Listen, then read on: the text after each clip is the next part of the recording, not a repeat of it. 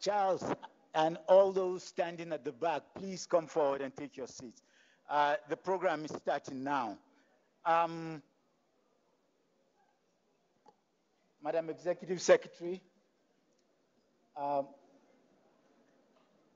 Ms. Vera Songwe, Madam Deputy Executive Secretary, Ms. Giovanni Biha, all directors here present, my distinguished colleagues, ladies and gentlemen, we are commencing the second segment of our session this morning. And that is the moment that I'm sure we've all been waiting for, which is the launch of the ECA anniversary book, ECA at 60, entitled 60 Years in Step with African Development. The book chronicles the journey of ECA from its establishment in April 1958 all the way to the present, highlighting all of the major decisions and landmark regional policy frameworks that the Executive Secretary alluded to in her statement this morning. So I wouldn't have to repeat them. The book was made possible through interviews that were conducted with a number of regional leaders or continental leaders, as well as former executive secretaries, former alumni of ECA, and current staff of ECA. It would be good to pay tribute here to the contributions that many of the previous executive secretaries have made in the initiatives that are described in this anniversary book, starting from the very first executive secretary, Meki Abbas of Sudan, Professor Adebayo Adedeji of Nigeria, Issa Diallo of Guinea, Layashi Aker of Algeria, Kingsley Amoako of Ghana, Abdoulaye Jane of the Gambia, and the 8th Executive Secretary, Mr. Carlos Lopez of Guinea-Bissau. And not least, our first female Executive Secretary, Ms. Vera Songwe, who has capped it all by bringing together all of these achievements. Some of the landmark contributions that ECA has made, especially in the area of regional integration, starting with the Lagos Plan of Action in 1980 and the Abuja Treaty that established the African Economic Community, which culminated in the signing of the African Continental Free Trade Agreement in Kigali in March 2018, which has happily been ratified by some 43 countries. And the protocol on the free movement of people has been ratified by 17 countries. And the numbers are growing by the day, the number of those countries that are ratifying these initiatives. Now, I would stop here and allow Ms. Irene Onyacha, who was the editor of this book and who put together this magnificent book, to take us through the pictorial booklet. This is still a booklet at 72 pages. We hope to, between now and March 2019, when we have the Conference of Ministers in Marrakesh, Morocco, we hope to have a full book that describes in depth some of the major initiatives in this booklet. So let me call on Irene to take us through what is in this book. And then after that, the Executive Secretary will make a few remarks to launch the book. Thank you. Irene.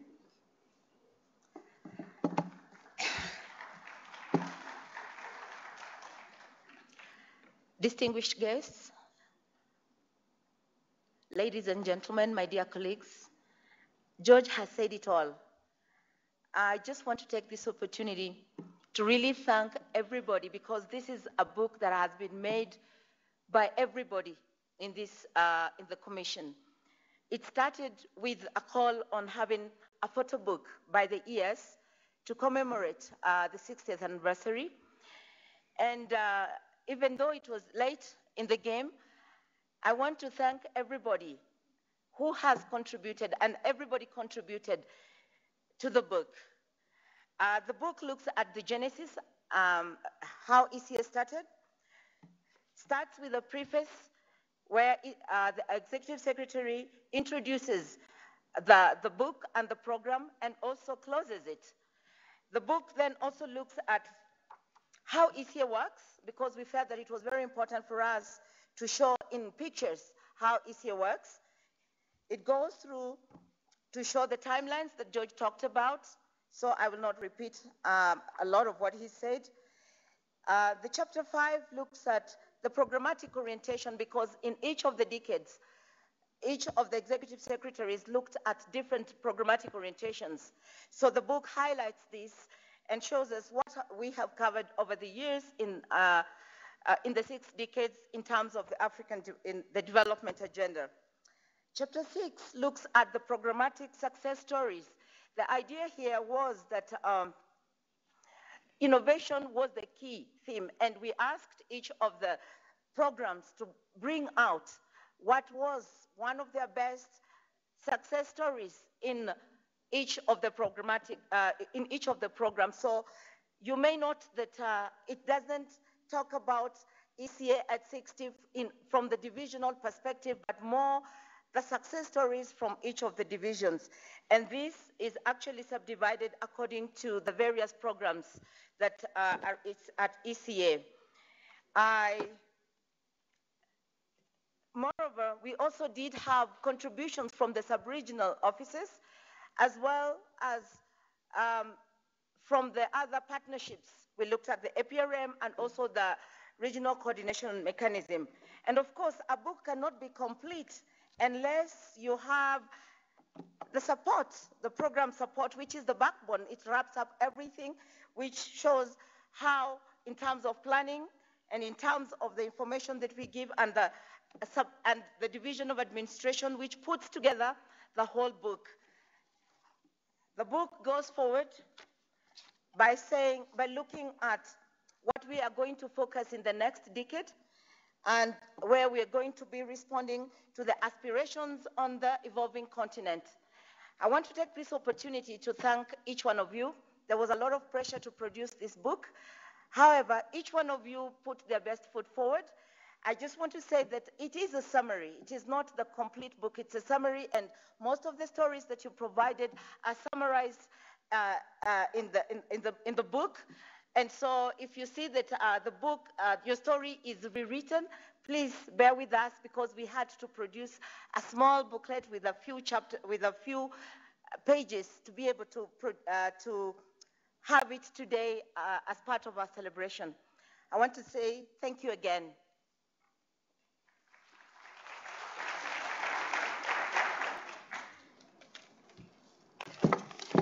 Thank you, Irene, for that short presentation on the book.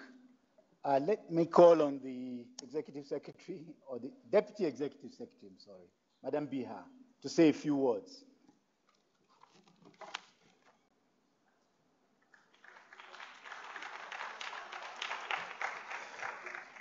Thank you, George. I think you have made my task very easy, given that my colleague Irene, the chief of library section at the ECA, has already presented the book. So I'm just going to say a few words in terms again of thanking the colleagues in coming together in a very short period of time to produce 60 years of ECA's retrospective. We heard a lot from the distinguished delegates and representatives who spoke this morning. about the work of ECA in the last 60 years. The booklet also presents a very short perspective in terms of lessons learned on the last 60 years and how we are moving forward. So I would just say, enjoy the beautiful pictures here, the stories of success in the booklet, but at the same time, as we said earlier, it's time to take stock and see how we move forward in terms of supporting Agenda 2063, the Africa we want, and Agenda 2030 for Sustainable Development Goals. Thank you.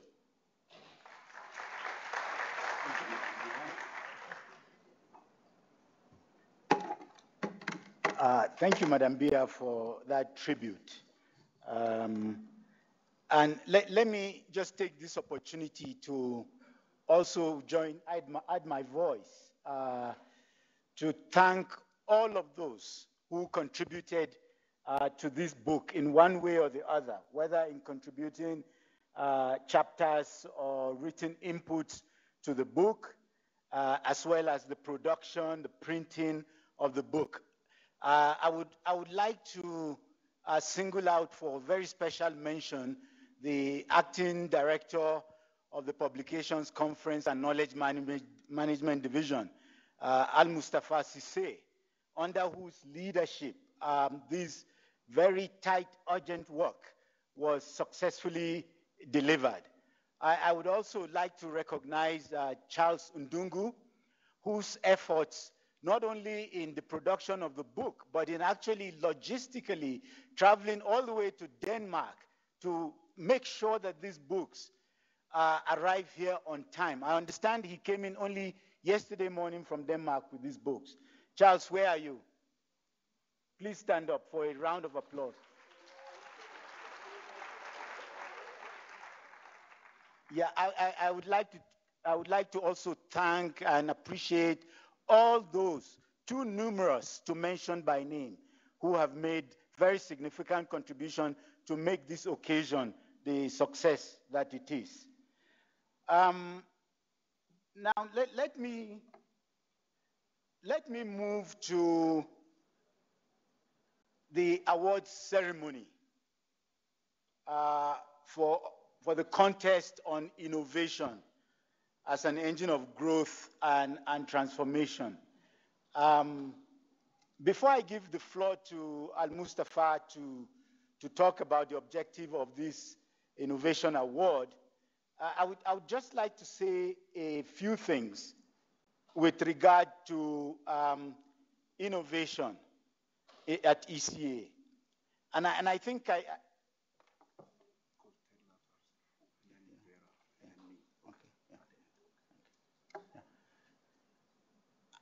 I think that it is innovation that has actually brought us here after 60 years in support of Africa's development agenda.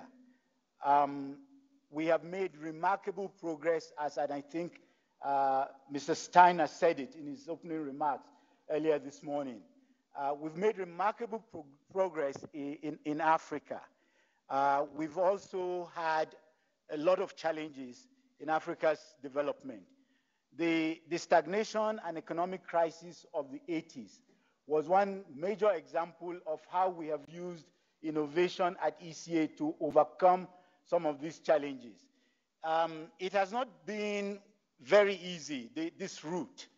And one of the things that ECA is known for, ECA has never shied away from being controversial, even in the kinds of revolutionary ideas that it puts forward to move the development agenda forward in Africa. And a good example of that was the complete rejection of the structural adjustment in the 80s and the Washington Consensus. ECA came up with its own African alternative to the structural adjustment, which at the time was seen as a heresy, but in fact became the mainstay of economic policy formulation in many of our countries. So like like then, now ECA is embarking on another journey of innovation. And to realize the transformative promise in the SDGs and the AU Agenda 2063, we do need policy innovations to actually achieve transformation. Policy innovations in terms of policies, in terms of institutions, and the types of partnerships that are required to achieve these two agendas. Greater partnership with the private sector is going to be at the core of our work at ECA. So without going into too much detail, let me call on the president of the Association of Former International Civil Servants, AFIC, Mr. Tedla Teshome, to make a few remarks about the innovation initiative. It's not here. Okay. Is Mr. Tedla here? Is Mr. Tedla here? Okay.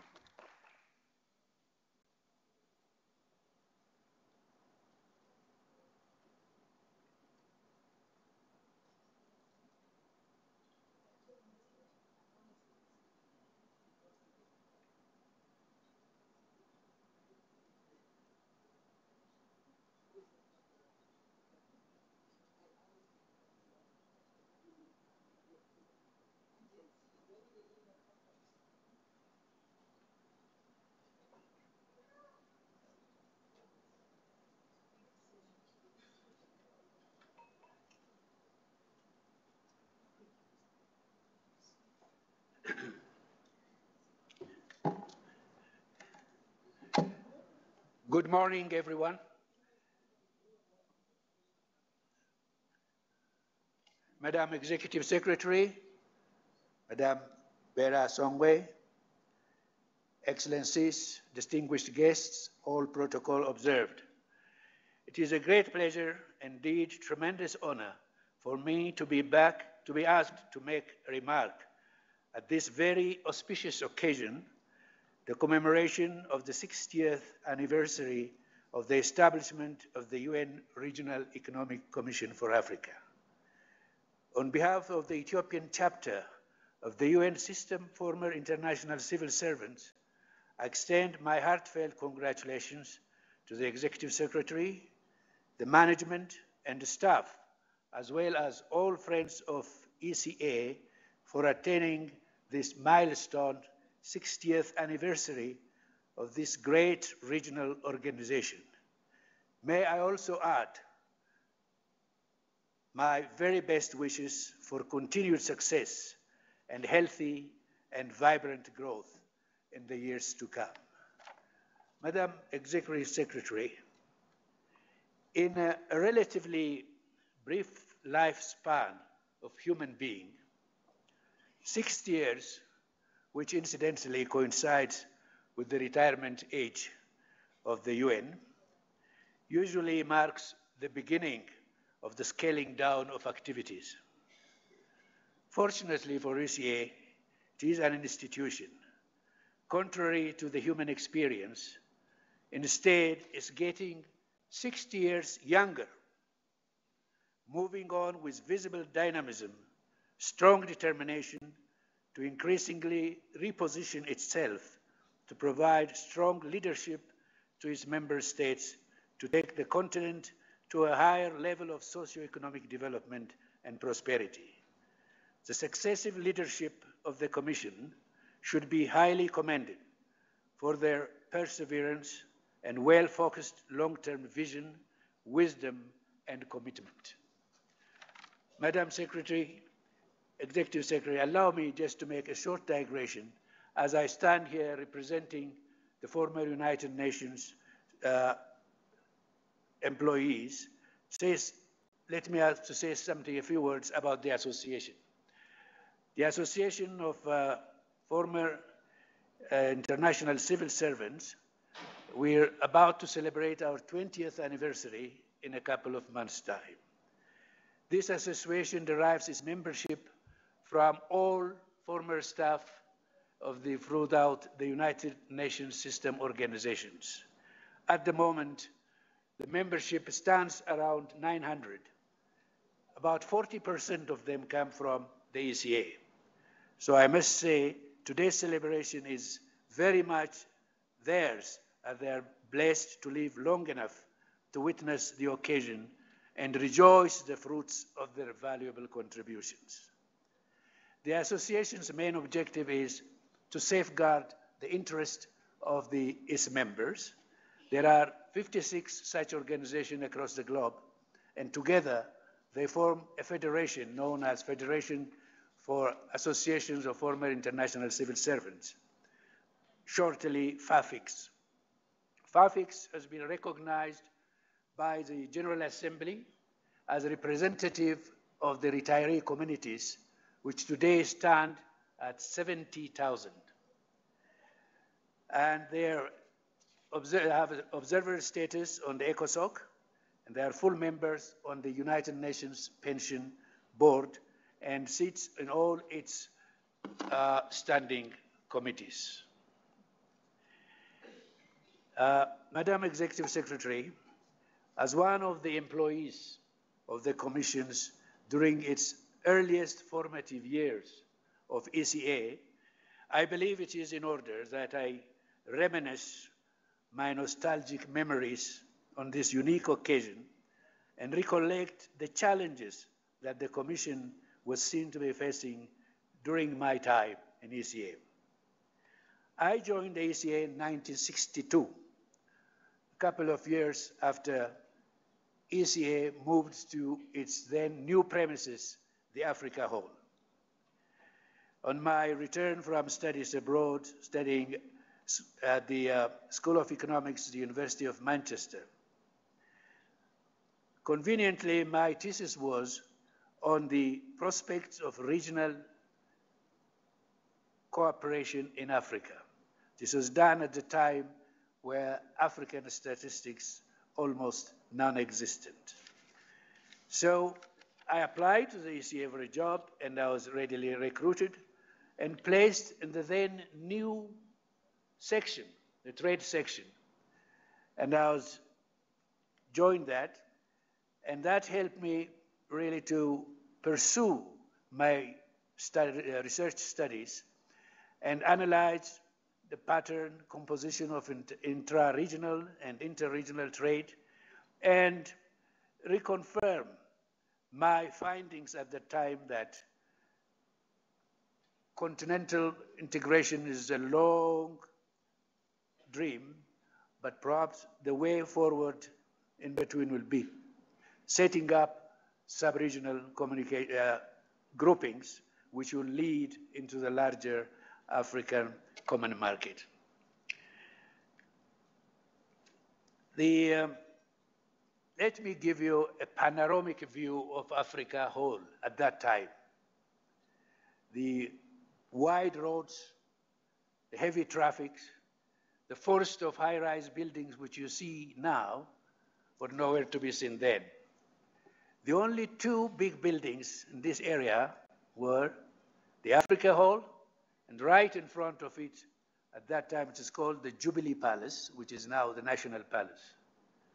All around it were forests and small patches of residential dwellings, but otherwise covered with shrubs and trees and so on.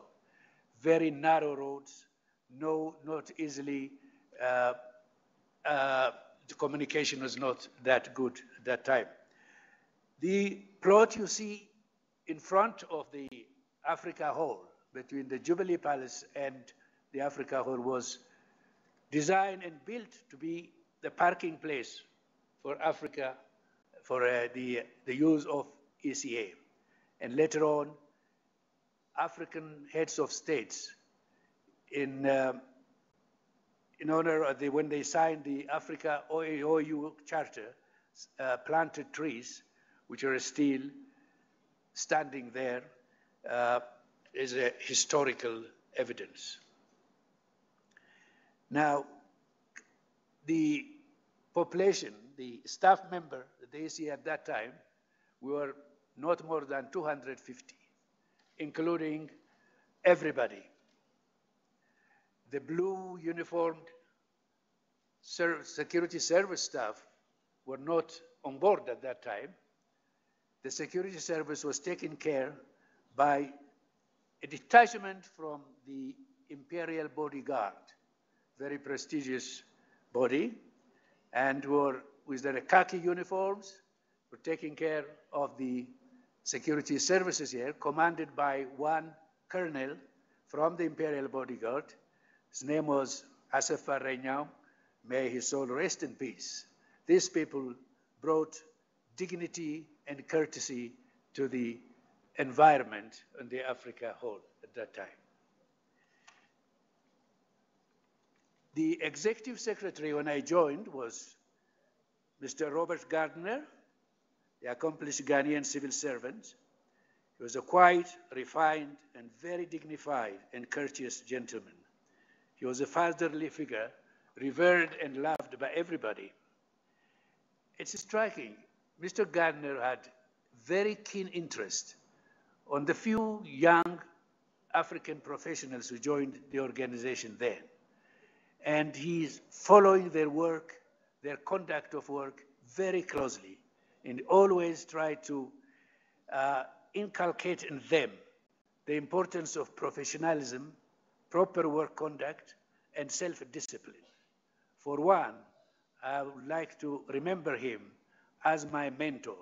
May his soul rest in eternal peace. Now, turning to the challenges we at that time, following one was the internal governance of ECA itself. As earlier somebody mentioned, the Regional Commission for Africa was the latest of the regional group offices.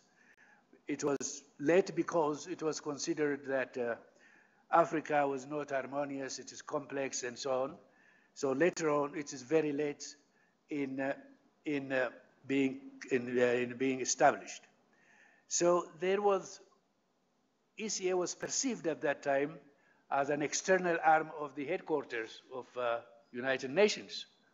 So with its very vague mandate and very limited budget, it couldn't go into more in-depth work or serious work, but was confining itself more or less in making research studies, holding seminars and workshops for officials of member states in the way of capacity building. At best, the commissioner's services could be a clearing house for economic data. I was charged with publishing periodically the African Trade Newsletter at the time, but the statistics are not there, but for whatever available, that was considered to be a very informative little work. Now, there are other challenges. The membership of the United Nations was at that time, somebody mentioned, or only 19. Only 9 or 8 members were independents. The rest were represented by the colonial powers.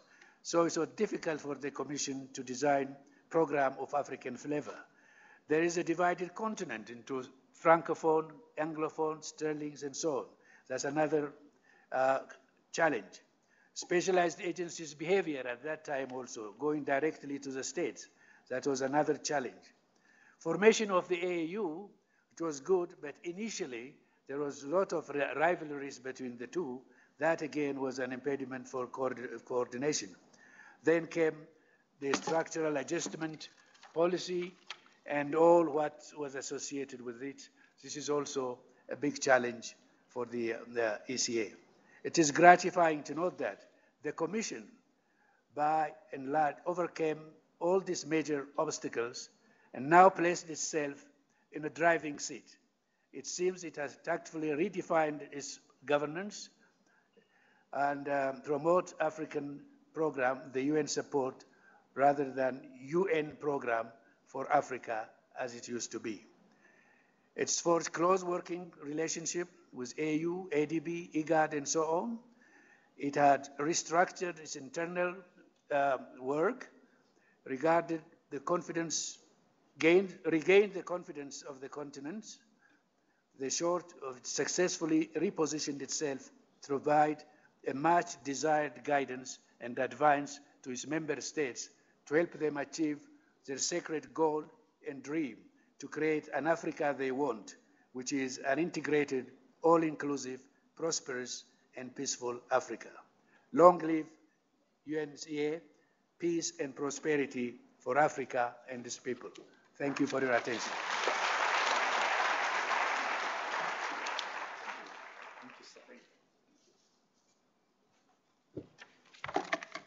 Yes, long live ECA and happy birthday to ECA once again. Atoteshome, thank you very much for sharing those insights with us, especially on the work of AFIX, which hitherto many of us didn't know what AFIC does. But thank you very much, and we will see how to further engage you in the work of ECA as we embark on the next 60 years. Thank you. Let me call on the Executive Secretary, Madam Vera Songwe, to say a few words.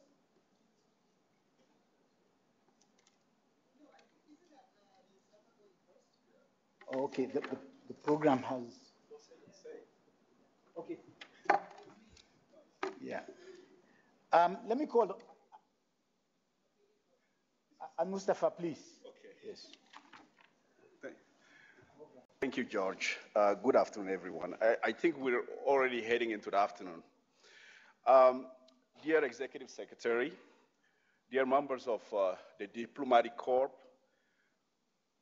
dear Deputy Executive Secretary, distinguished guests, it is very important to emphasize that organizations today that have revolutionized the world are those that have made sustained investment in science, technology, and innovation.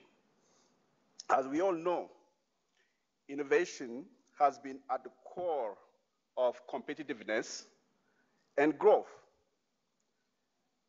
In the UN system, the momentum of innovation is also unfolding. Several UN agencies have already started fostering the culture of innovation within their organization. And most importantly, with the Secretary General's office, the Chief Executive Board has engaged with Deloitte to build a UN Global Innovation Toolkit. And the main objective of that toolkit is for the entire UN to be able to really adopt it to their own organization. For ECA, we've also actually started it. And today is just the beginning. And it's really important for me to tell you that how delighted I am today to present to you the youth that we invited for the occasion. So we've actually engaged in 2 innovation contests, one for the youth and one for the ECA staff. So if the youth is in this house, please get up, please. And can you please give them a round of applause?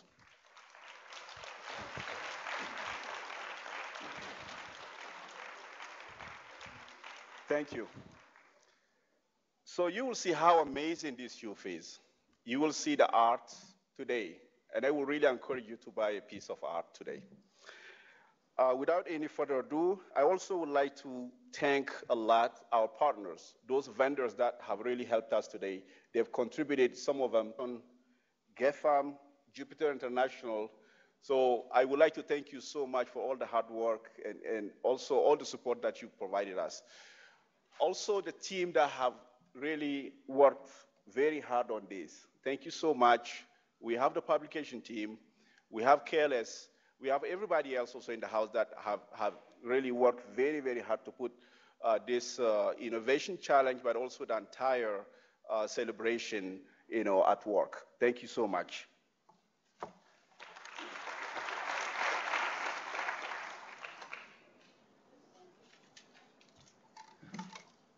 Thank you, Al-Mustafa, for that introduction of the Innovation Challenge. I think the high point of the Innovation Challenge would be the presentation of awards to winners at the 2 levels. But before we come to that, I would just like the Executive Secretary to say a few words, and then we move to present the awards. Madam Executive Secretary.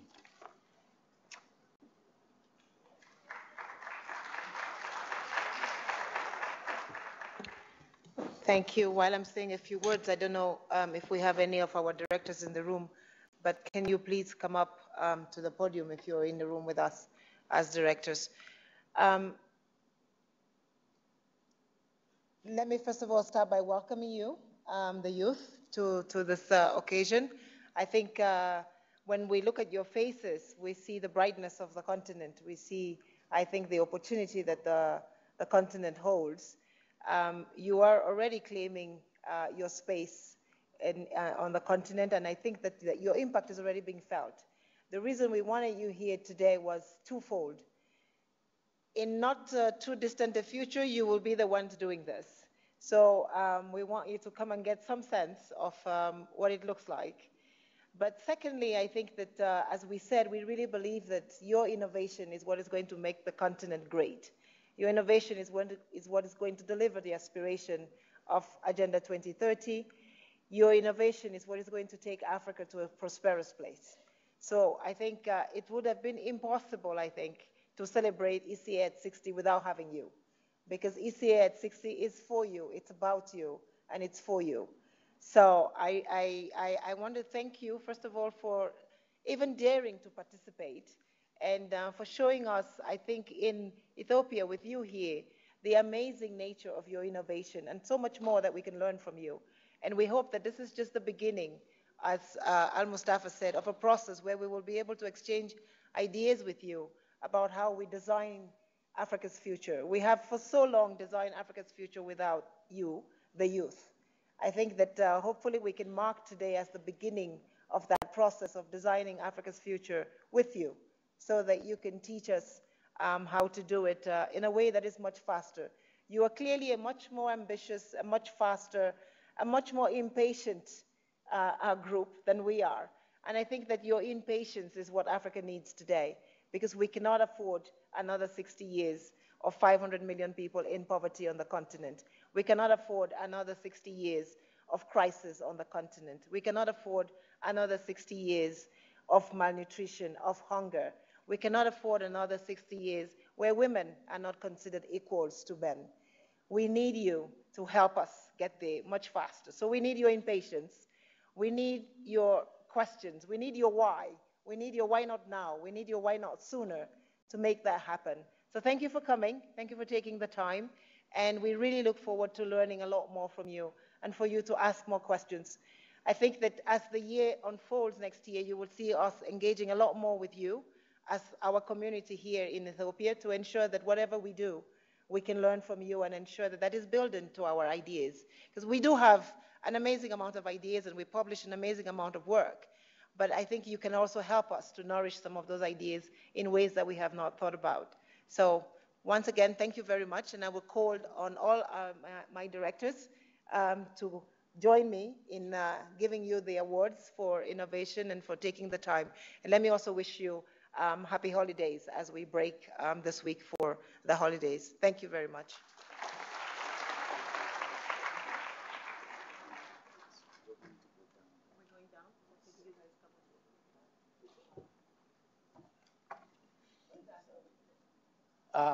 Okay, let me call on Emebet Mesfin to read out for us the winners of the first category of the School Innovation Contest. It's been a very intensive process, and it has culminated in a selection of a number of winners, whom I would let Emebet list out now to collect their certificates. Emebet, please. Good afternoon, everyone. A lot has been said this morning about ECA at 60. I have the pleasure of informing you on the Innovation Challenge for the young people. In celebration of this milestone, the 60 years, ECA launched this Innovation Challenge with schools in Addis Ababa, with a view to nurturing a sense of innovation to solve Africa's development challenges. There were numerous submissions. The categories were two, in essay form and the artwork. Indeed, the submissions only confirmed that young people not only understand the challenges, however, actually have a stake in also being the problem solvers of African issues and going through. So a big thank you to all of you for making these exciting, submissions. We encourage you to continue to work as problem solvers. Unfortunately, for some of us who were members of this task, we had the challenge of having to select some of the winners and the runners-ups. However, each person who made a submission will be recognized because we felt that the submissions that were made actually were exemplary in their submissions. If we're ready, in the essay category, there were four winners as such. There were two groups and two individuals. The first young person was Afomia Amara from School of Tomorrow. And the focus of her submission was on innovation ideas to solve Africa's problem, focused on women's education.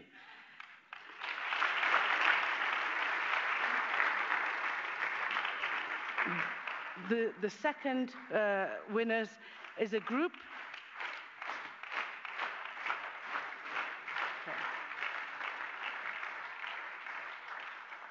Afomia has actually, her prize is an international ticket anywhere in the world by Ethiopian Airlines, and also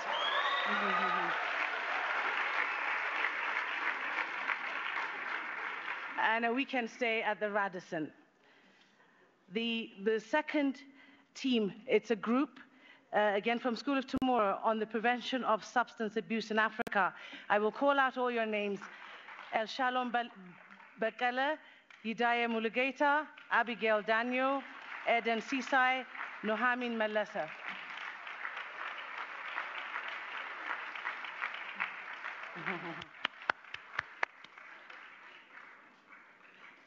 Okay, congratulations.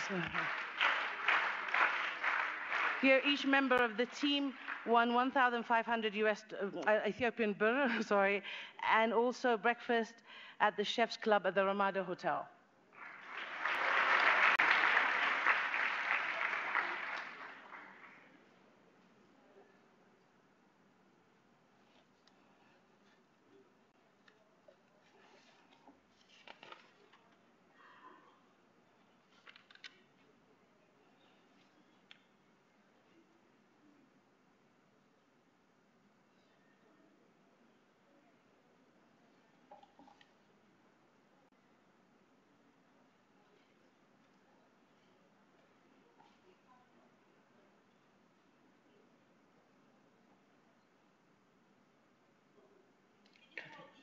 Okay.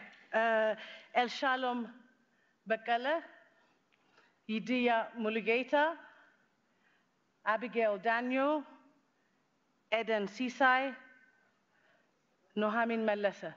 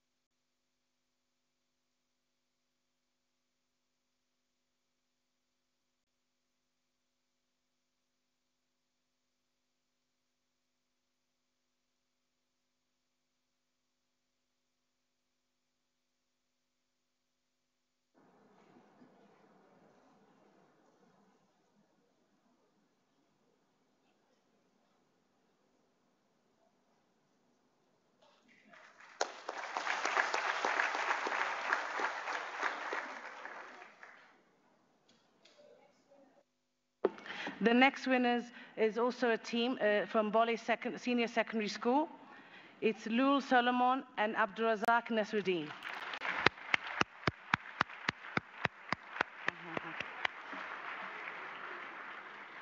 Their prize is Ethiopian Airlines ticket, flights to Nairobi and return, and 2 junior suites at El Ile Hotel.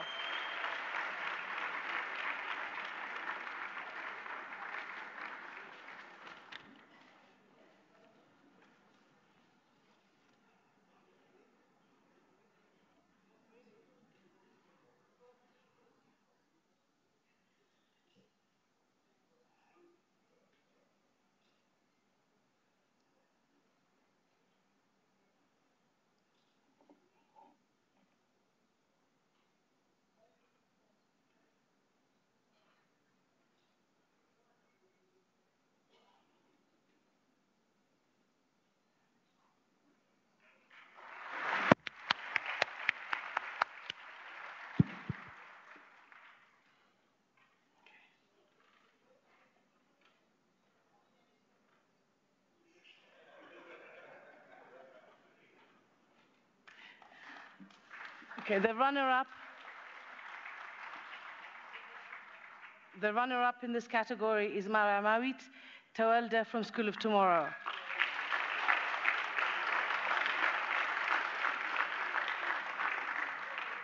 Her prize is 1 month swimming at Harmony Hotel.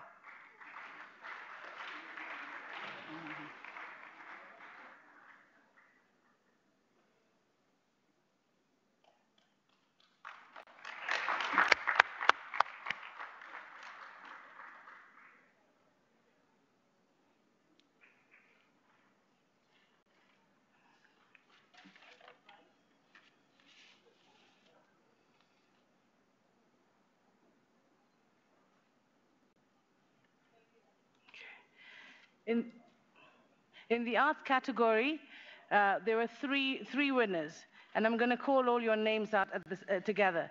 Sagasa Tamiru, Melaku Agmus, and Bona Talahun.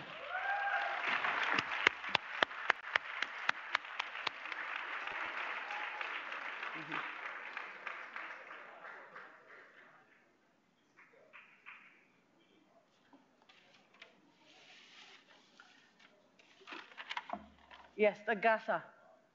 That's Agasa.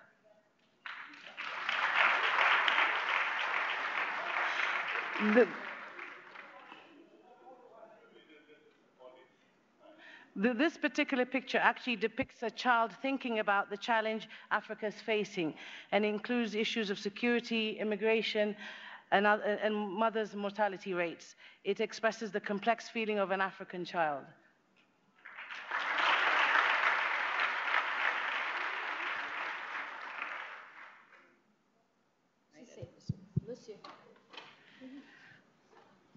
Malaku.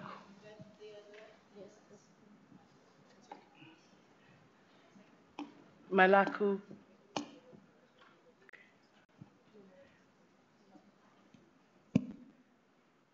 Malaku Agmus. Yep.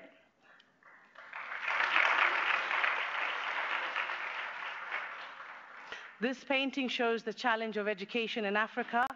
There's a woman which is reaching out to the top, and yet she's being dragged down by multiple hands, depicting that multiple challenges which Africa faces. It places emphasis on the female, which deals with society and the family as a whole.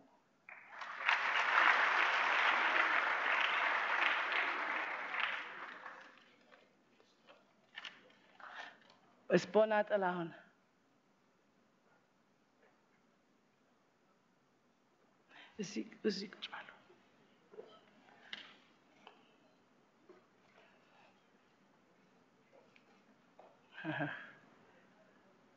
This painting shows that nationalism or unity should be, is the vision for tomorrow. The eyes are covered to show that it has no discrimination, and therefore the vision is of unity. The hair expresses the youth. A sign of the times for Ethiopia.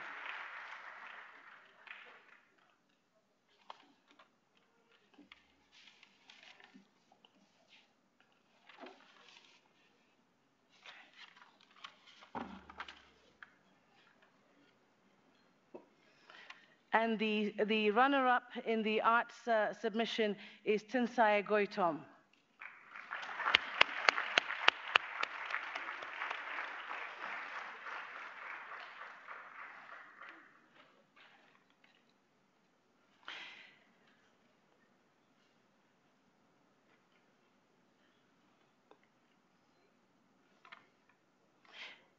The painting presents the flag of every single African country, and in between is divided by a black border, which indicates the divisions and the lack of cooperation of Africa as it is today.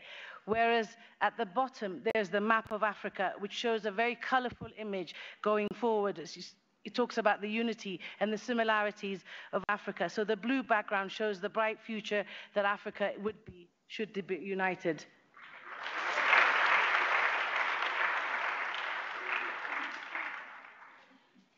Okay.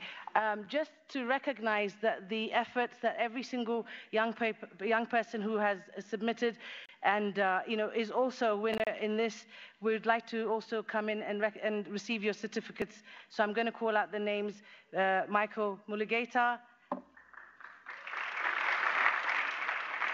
Winter Hailu, Nahom Zenai,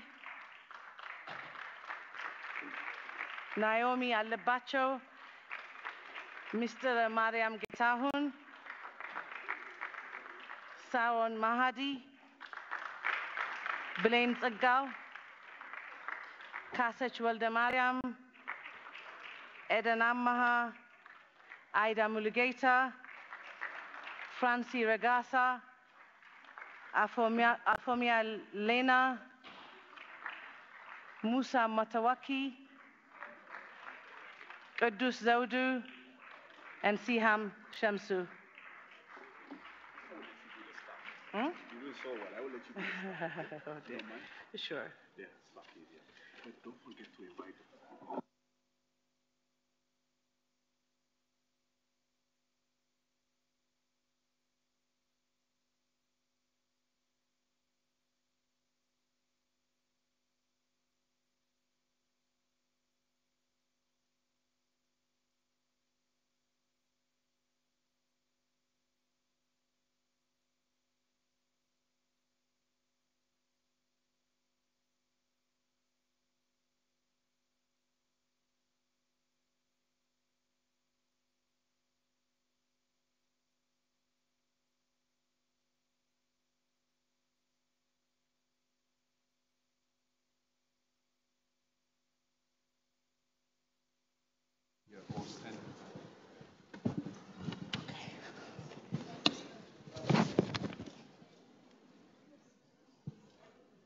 No, wait.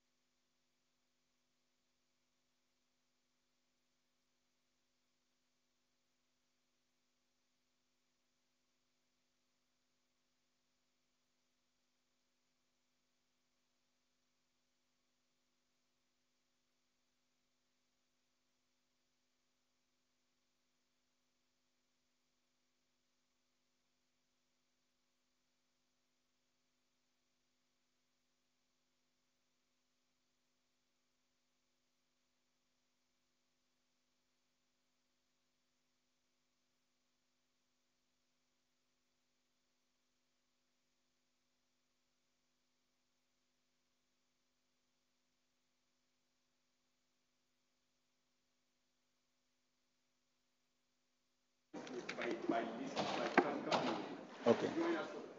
Okay.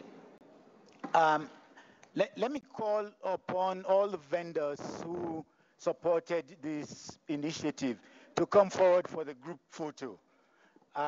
Hilton Hotel, Radisson Hotel, Ramada Hotel, Harmony Hotel, Get Farm Hotel, Capital Hotel, Jupiter International Hotel, and Elili Hotel. Please come forward for the group photo.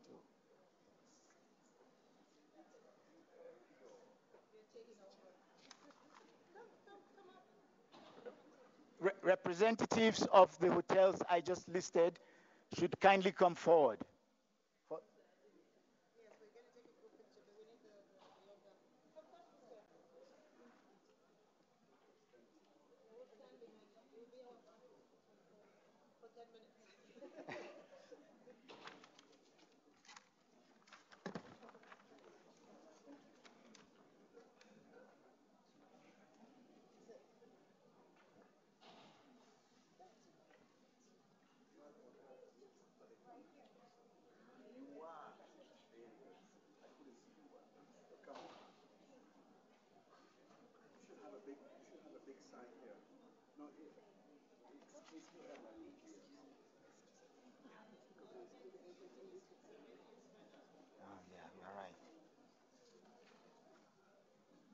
We want to take this opportunity to thank all the sponsors of the Innovation Challenge for their generous contribution to this initiative.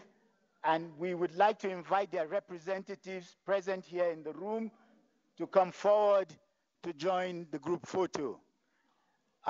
Ethiopian Airlines, Kenya Airways, Hilton Hotel, Radisson Blue, Ramada, Harmony, Get Farm, Capital, Jupiter Hotel, and Elili Hotels. Please come forward.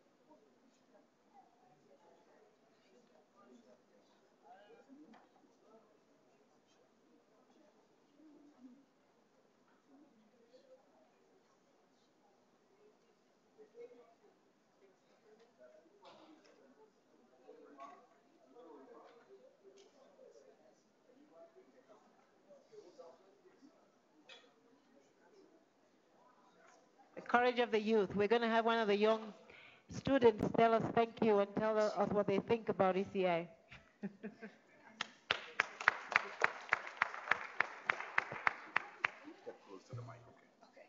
I would like to thank ECA for giving us this opportunity on behalf of my school and all my classmates and all those who participated. It's great that UNECA has provided such an opportunity for us to share our ideas, since we are the ones which are going to change Africa tomorrow, and we are the leaders of tomorrow, so we are proud to be here. And most of all, we thank God for giving us this opportunity, since He is the mightiest and He is the one which makes all possible, and we know that He will change Africa for the better. Thank you.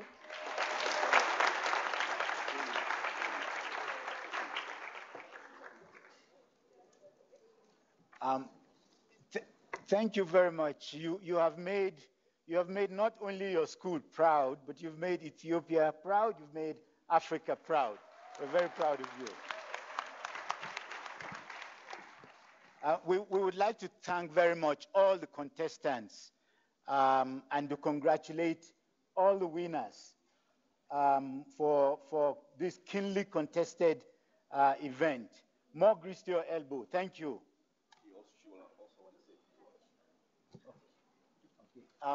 I'm told that one of the young ladies wants to also make a few remarks. Please come forward.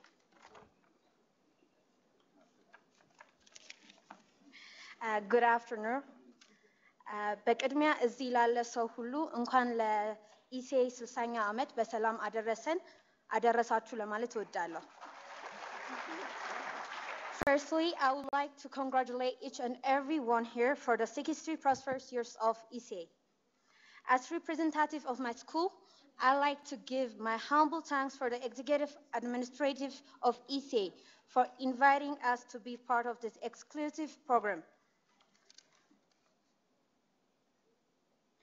From our little knowledge, we approved that and we granted that ECA has passed these golden years working for the prosperity and peace of Africa. We have not much to say, but we are here to lend our help for ECA development. Today, me and my fellow friends are here to vote that we will work hard so that we can be a use for Africans' development. We promise At last, we promise to work hand to hand with ECA until our continent, Africa, reach at the peak of her prosperity. Thank you. Amesegnalo.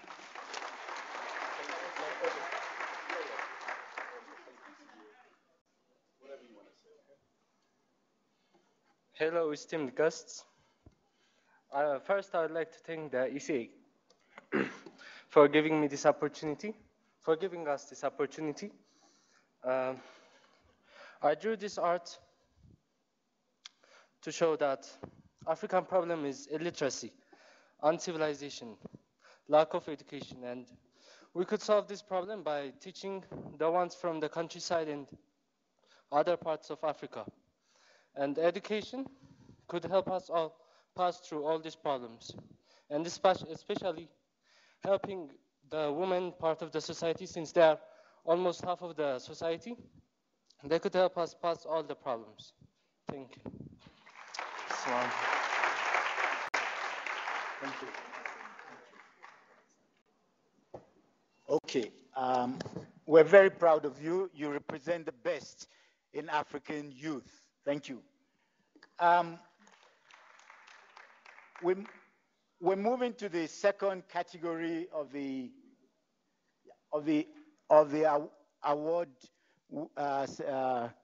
award-winning celebration, and that is the winning contributions from ECA.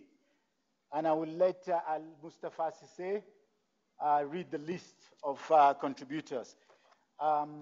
Thank you, George. I think there's another youth who actually would like to promote gender balance, because he saw two females spoke, and he also wanted to speak. So, come on.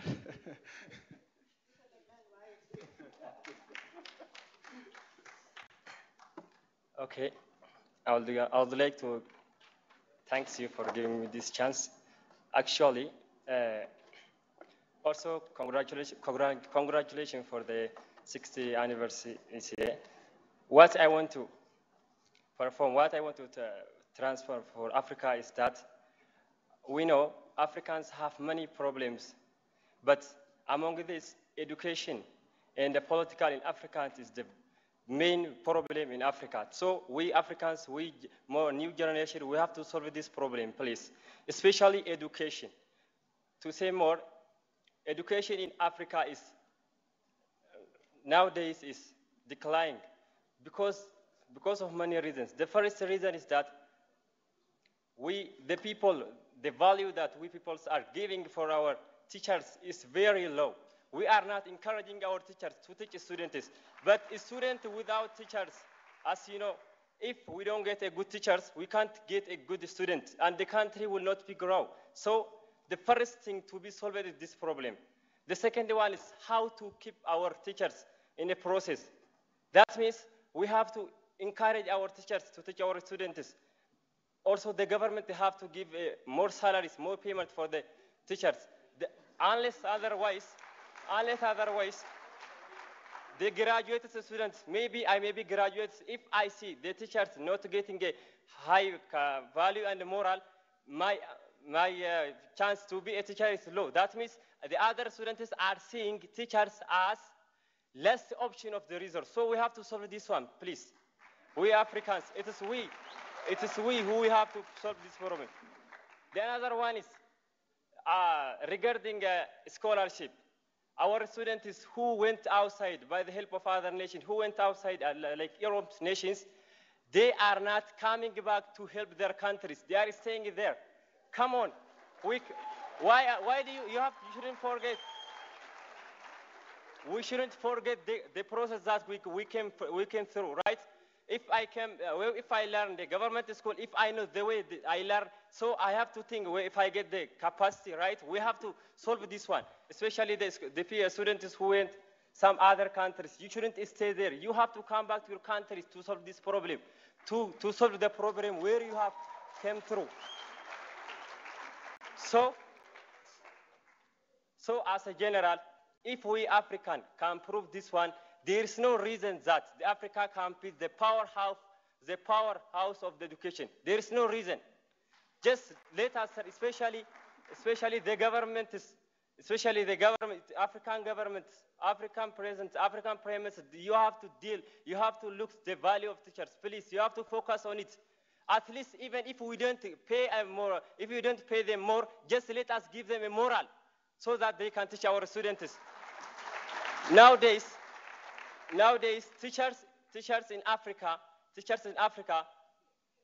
we are not giving them more. We are not giving them a moral. That's why they are looking for another job to get a better payment. So imagine if a teacher can do two jobs, if we have time for finding for another job, have time for education. How can even they think their students that teaching is a good job? Because even they are not encouraged. It's just they are teaching just for the purpose of grade, not for the purpose of transferring the knowledge. So this comes through what? We Africans. It's the only we Africans who can solve this problem. Thank you so much. Please try to, especially African government, try to solve this problem. Thank you. Thank you very much. Thank you.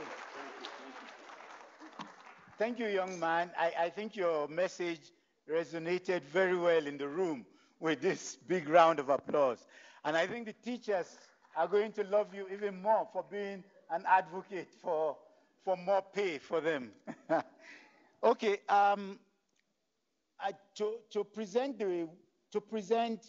the awards for the winning contributions for ECA, I would like to invite both Madam Biha and the ES to come down here to award the prizes.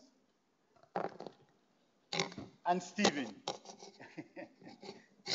Please, Al-Mustafa. Thank you, George. I guess we're now trying to recognize the ECA staff because we did indeed have an innovation contest for ECA staff. And given the time frame we've had, generally people push for innovation contest onward, meaning that you're looking for new ideas. And this time around, we've decided to go backward, meaning that we've actually asked people to submit ideas they've done within the past 24 months, okay?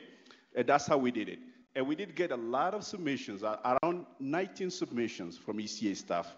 So I will actually start by recognizing the third place. And the third place goes to the idea about regional integration in Africa. And the submission was made by Mukululu and team. So I have to acknowledge that most of these submissions from ECA staff were not by one person. So maybe somebody submitted the documents, but as you know how the work is, it's generally a teamwork. So I would like to recognize Mukululu and team, and they made a submission on one-stop source of comprehensive information, facts, and figures on Africa's regional integration agenda. So this what really helped achieve was to really help advocate Africa's position at the global level and showcasing Africa's development of regional responses, whether a country level or a direct level. So that's, Mukululu, are you in the house? Mukululu? Joy is here, okay. What about Mercy? I think they did. Okay, this mic is not working. Hello? Is Mercy here? Mercy and Mukululu, I think you guys did this work together. Your name was in it. But can you come and represent Mukululu, please? Because your name was cited in the document, so I don't know what you did, but your name was cited.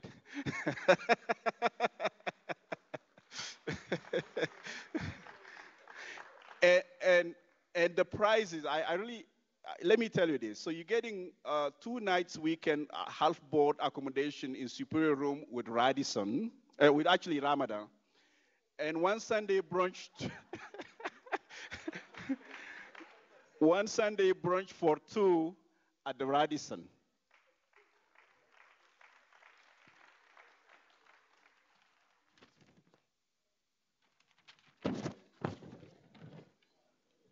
Now, thank you, Mercy. The second prize goes to Adam, Etiralka, and team. So I have to say and team, because obviously it's a divisional work. And this is about the contribution to new industrialization policy and action imperative in Africa from 2008 to 2018. So this actually was built based on several editions of Economic Report on Africa called ERA. And ECA commissions a report on transformative industrial policy in 2015, led by Professor Ha-John Chang of Oxford University. So the main goal is to really advance transformative industrial policy and action.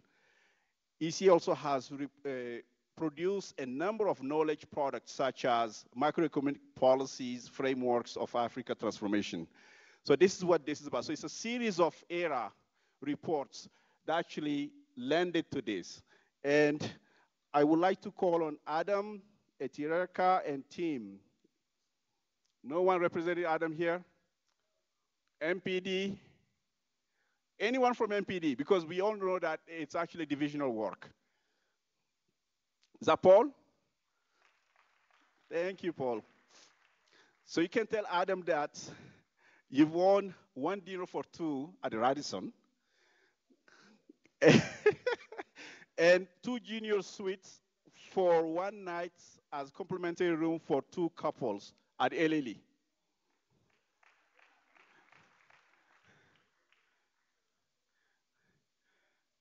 Now, can anyone guess who's the winner here, the top winner? All right, let me just say it. So the project name is called Building Innovation Capacity for Improved Health and Employment. And I've seen someone in this room, he's been bugging me all day long. Have I won? Have I won? So he has gray hair and he knows who he is. So I would like to acknowledge Kasrim and Victor Konde, Asho Yitna, Hidat Mebratu. So as I said, in ECA, it's always a group work. So no one can claim that this is my work, like Kasrim, right? You've made a submission, you and Victor, but I guess it's a group work. So we would like to thank you for this. And really, so let me tell you about the issue that these 2 gentlemen and team were trying to solve. The issue was more about Africa has the worst health indicators and youth unemployment of any regions of the world. Africa's average life expectancy at birth is about 59 years old. And the target, as we all know, for the 2063 agenda is 75 years old. So the solution that they brought in, starting from May 2011, is to launch the engineering expertise to improve health outcomes in Africa. And as a pilot project to assist member states to build biomedical engineering and innovation capacity. So the main purpose is to really stimulate innovation amongst the youth and researchers, and also advance the technological and entrepreneurial capabilities of students in support of development of technical skills. So this is huge. So please give them a round of applause.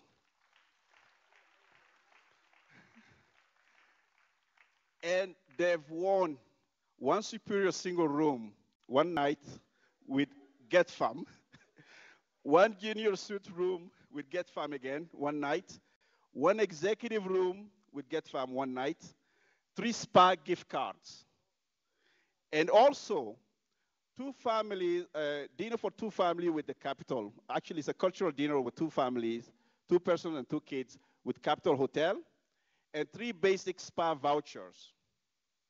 So please give him another round of applause again, please. So Kasrim and David, Kasrim and Victor, please share the good news with your team. All those that have contributed, and really don't fight over the prizes.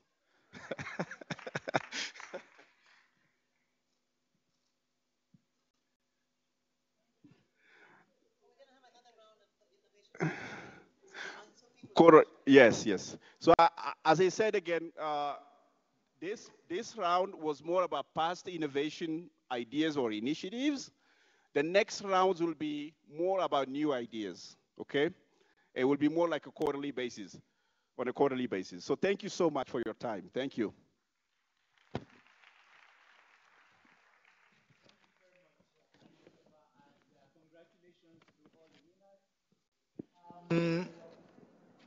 We draw the curtain on this segment of our program for this morning. It's actually past 1 o'clock, and it's lunchtime.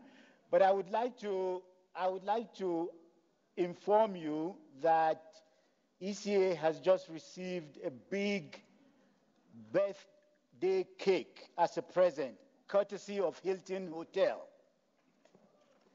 And we have been invited to go downstairs. We're going to do that in the afternoon. No one will come. Okay. Yeah. No, Yeah. we have to do it now. We do it now. Let's finish. Should we break? No. They are not. We continue. We continue. They will not come back. It will be short, yes. Okay. Just say we do the high part. Okay? Okay. Okay, there's been a slight change in the program, and here's the change. We are not going to break for lunch or coffee, so we will continue with the high-level panel discussion on the anniversary book. It is going to be very, very short, I'm told, this panel discussion, and thereafter we will go for the cake cutting and lunch. So I would like to pass over the moderation role to the Deputy Executive Secretary, Ms. Biha, to moderate the panel discussion. Ms. Biha, please.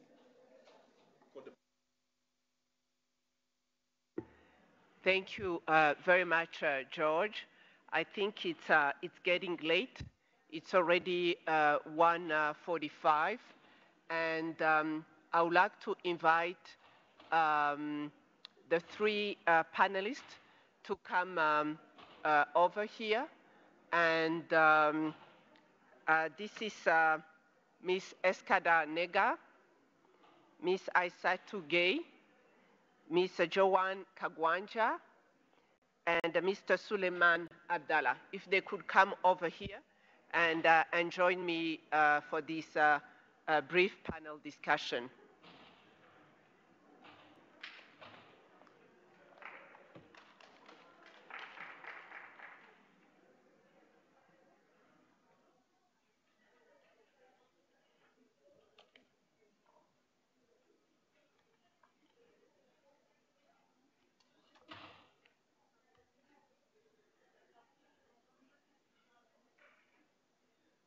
two here, and two here.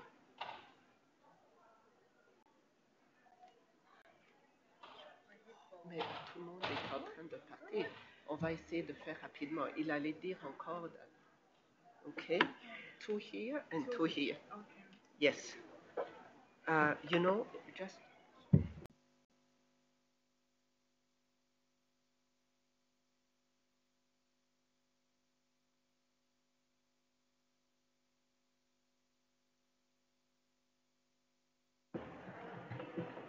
Thank you, colleagues, for joining me here at this podium. I think, George, you already announced the cake from Sheraton, so it looks like many participants and colleagues are already going out maybe for the cake. So I'm not going to put the panel between us and enjoying the cake, and I hope we are going to be brief, and we are going to test the sharpness of our panelists, but how focused and brief they are going to be in their presentation. So let me start by introducing the colleagues here, starting on my right, Eskada Nega, who is the Chief of Evaluation at the UNSCA. Nega, Eskada is currently in a senior managerial position, and her work is mainly focused on strengthening organizational learning and accountability at the ECA. So she is a long-time serving ECA staff member, and prior to this position, Eskada has been working in supporting and strengthening African member states' capacities in the areas of ICT's policies, regulatory frameworks, and digital economy and innovation for development. So I move on, and I'm going to introduce briefly Ms. Aissatou Gueye. Aissatou Gueye, she has worked for 17 years with ECA, and she's currently the Chief of NEPAD, Regional Integration and Trade Division at the ECA. So prior to this position, she has served as the Chief of the Green Economy and Natural Resources section at the Special Initiatives, so where she provided substantive leads in the establishment of that section. So I move, and then on my far left, I have Dr. Joanne Kagwanja, who is the coordinator of the African Land Policy Center at the ECA, and it was formerly known as the Land Policy Initiative Secretariat. So Dr. Kagwanja, she has over 25 years of experience on African development issues, and she has held a number of positions at the ECA, including at the Alliance for a Green Revolution and the International Livestock Research Institute. So she joined ECA in 2001. So, and then I'm moving to my far right with Mr. Suleiman Abdallah, who is an Economic Affairs Officer at the African Trade Policy Center in the Regional Integration and Trade Division at the ECA. So he joined the ECA as a laureate of the National Competitive Exam, where he has accumulated more than 13 years of experience, ranging from issues of gender and development, financing and development, to industrial and trade policies. So I have introduced the panelists, and thank you for being here for this discussion. We have launched this, the beautiful booklet on ECA 60 years in step with African development. So I would like to go actually to page 12 of this booklet, which gives a timeline of landmark decisions on regional policies and frameworks. And starting in 1957. So I'm just going to select a few landmarks, and I'm going to ask you, panelists, to take us through a retrospective analysis but also lessons learned and how we are moving forward, starting and focusing on the work of ECA, on how it has contributed to these landmarks and what those landmarks mean for ECA. So let me take 1969. 1969, this was the Conference of Ministers, which established by Resolution 188-9 as the highest legislative organ of the Commission, and comprised the Minister of Governments of the Member States responsible for economic and social development planning. And I'm going to ask to Eskada on my right and ask her what really this means for ECA. What does the Conference of Ministers means for ECA in terms of providing strategic direction, in terms of supporting the work of ECA, and making sure that ECA is really responding to the development priorities of the continent? How has it shaped the work of ECA in the last 60 years and moving forward as we are coming in March to the next Conference of Ministers in Marrakech? Thank you. Thank you, Madame Biha. I'll be very, very quick because in actual fact, during the opening session, the Deputy Chairperson of the African Union Commission has built on a current review of the Commission's intergovernmental structure that we are doing, and he has given you a very interesting and synthesized picture of how difficult it was to begin with to set the Economic Commission for Africa compared to what had happened in other regions, and how the Commission has evolved from a UN entity that was supposed to look at the economic aspect of development and that added the social aspect to it and to the benefit of the other regional commissions, and then later on to be the entity par excellence that would promote regional integration and trade. So in terms of the Commission itself, I think what we are looking at, or what is coming out from the review that we are currently undertaking, is that particularly at the helm of the intergovernmental structure, as you know, is the Commission session and the Conference of African Ministers. And I think it is the main instrument that help us deliver on our convening function. It is the convening function where a number of knowledge products, research, and policy options are presented that member states value for their qualities. On the basis of this research that is produced, policy options are presented for member states through our convening function, and it's also based on the outcome of this convention, the whole structure beyond the one of the Conference of Ministers, and looking at what we are doing at the sub-regional level and the contribution that the Commission as a whole had in the creation of regional and sub-regional economic and other entities, is something that we should not forget as we look in retrospect what the Commission has achieved. Thank you. Thank you very much, Eskada, and especially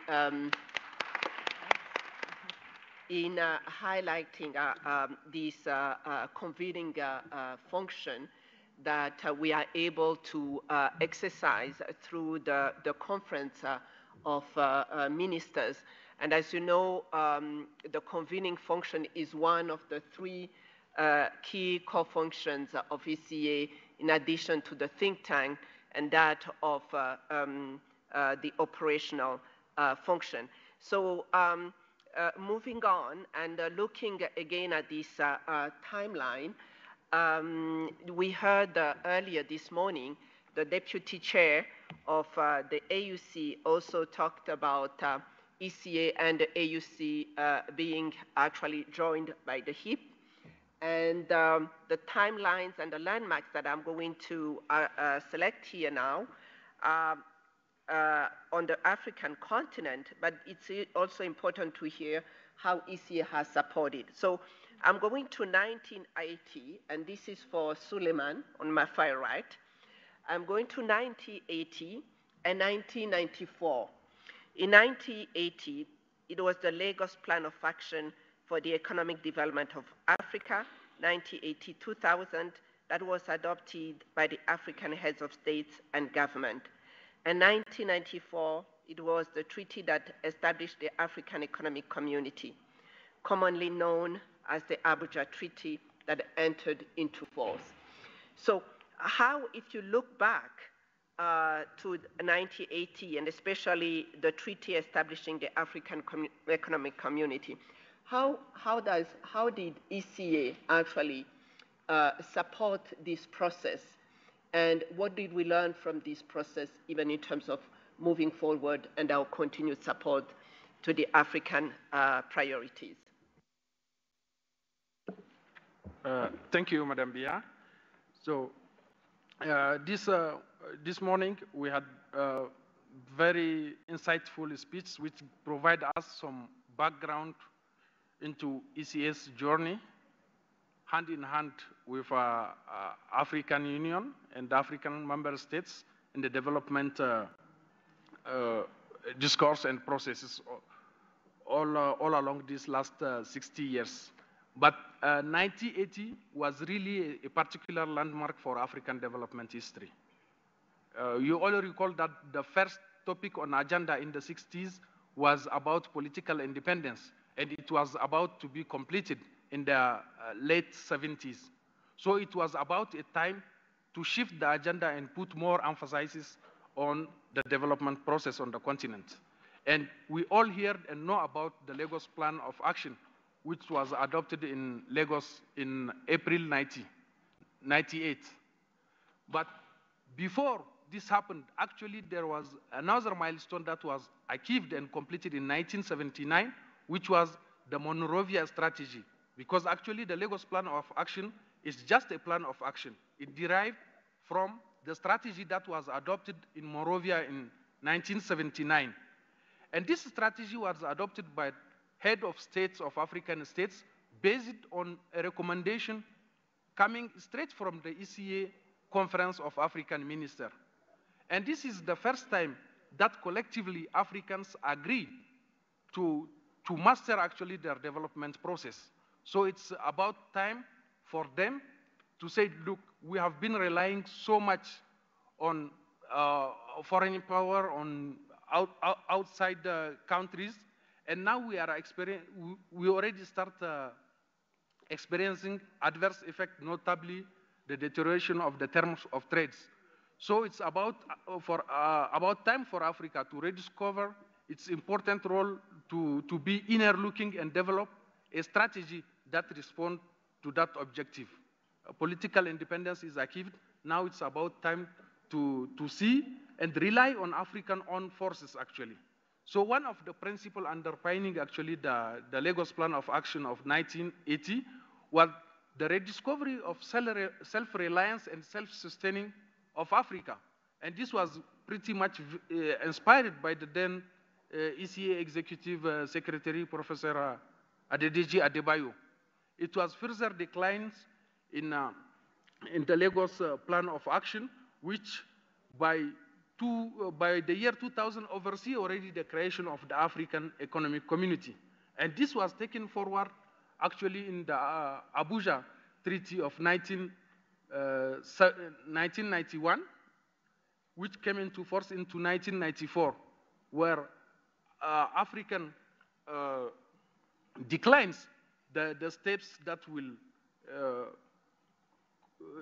bring us to an economic entity integrated with major milestone like what we are experiencing nowadays in terms of the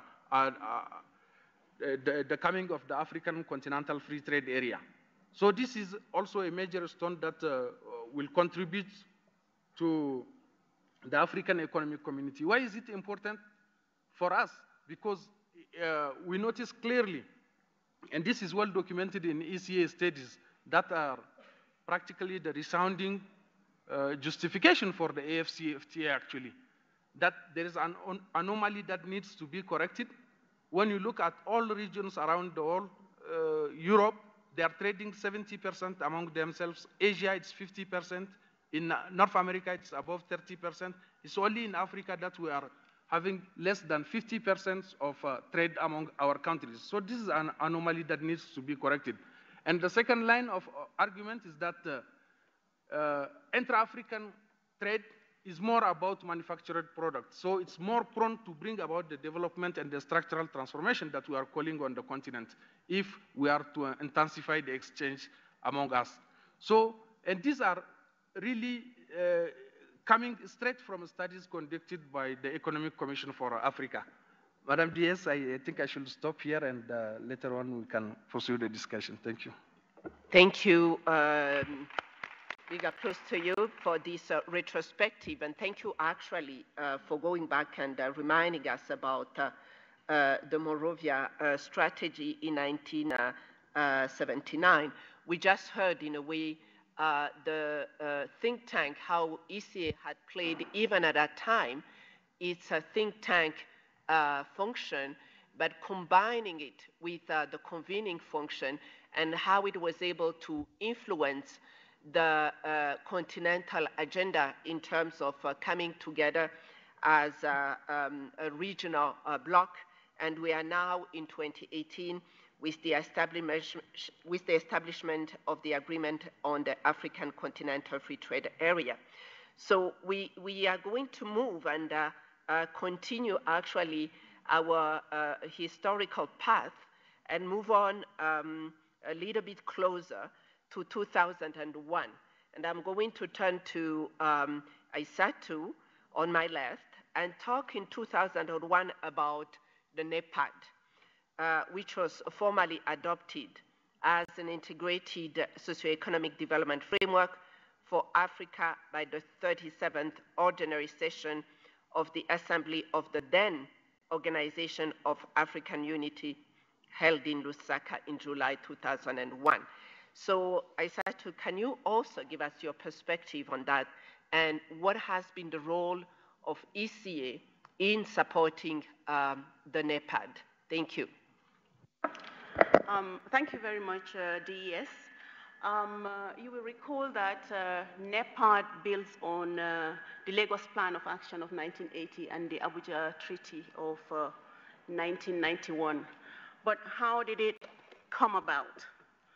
At the dawn of the millennium, ECA designed the Compact for Africa's Development.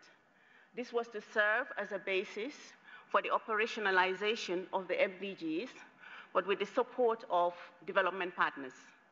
But around the same period, the presidents of Algeria, Nigeria, and South Africa came up with the Millennium Partnership for African Recovery, the Millennium, for African Recovery Program. And also around the same time, the president of Senegal, Wade at the time, came up with the Omega Plan. So but the visions of these two initiatives puts Africa on a path, or wanted to put Africa on a path of sustained growth and development, but recognizing that Africa is responsible for its own development. And because of the convergence between the visions of these two initiatives, in March of 2001, the heads of state, the OAU, then it was OAU because NEPAD was adopted before the transformation of the OAU to the AU. So the heads of states and government summit of the OAU decided to merge these two initiatives, that's the Omega and the MAP. So at around the same time in May 2001, the ECA Conference of Ministers reviewed the two initiatives and came to the conclusion that the goals were achievable, but should be underpinned by a partnership framework which the compact that was designed by ECA provided. So in effect, NEPAD evolved out of the merger between Omega and MAP plans, both of which were underpinned by the Compact for Africa's Development that was an ECA initiative. So that's the role that ECA played in the formulation of NEPAD. But apart from the formulation of NEPAD itself as a program, NEPAD came up with an action plan, and on the basis of that action plan, ECA reorganized or reoriented its programs to support, both at headquarter level and at the SRO level, to support the implementation of NEPAD in most of the priority areas, including the African peer review mechanism, which is the governance component of NEPAD. Thank you.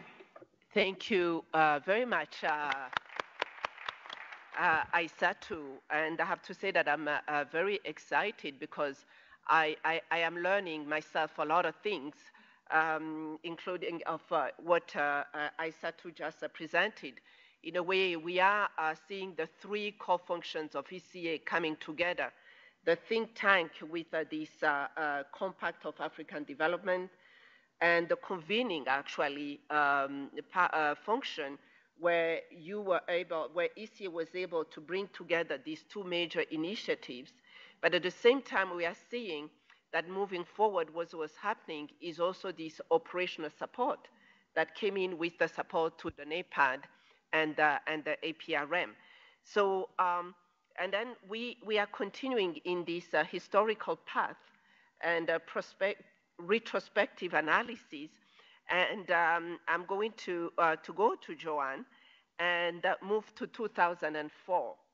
In 2004, ECA member states endorsed the African Gender Development Index during the Beijing Class 10 review in Addis Ababa here in October 2004. So we know the African Gender Development Index has one of its components, which is actually access to land or land ownership. And we know also that many African countries actually still depend very much on the agriculture sector, which in some countries comprise actually between 30 or 50% in terms of contribution to the GDP. And in the agriculture sector, women are at the center, especially subsistence agriculture. So the question really here is about women access to land and land ownership. You may wish actually, Joanne, to give us maybe a little bit a broader view about the land issue in Africa, and then tell us a little bit more in terms of ECA's contribution to the issue of land ownership for women. Thank you. Thank you, DS. We don't need to be reminded of the importance of land in the context of agriculture, but I think it's good to reflect on the fact that we talk about how women are central to Africa's agricultural transformation if there is going to be one that is meaningful in terms of providing jobs, especially for our youth. Women are 30% less productive than men in the agricultural sector. And we know it's not because women are not smarter. It's not because they are less hardworking. I think it's maybe the opposite. And it's not because they are less caring, because it is because of that food, those little resources that will send their children to school or that will feed their children. But it's because they lack access to productive resources, the first one of them being land. So, of course, it's really central. And I remember attending ECA at 40 in 1998 here, when we were, in a way, launching the whole women's, I think it was the African Center for Women.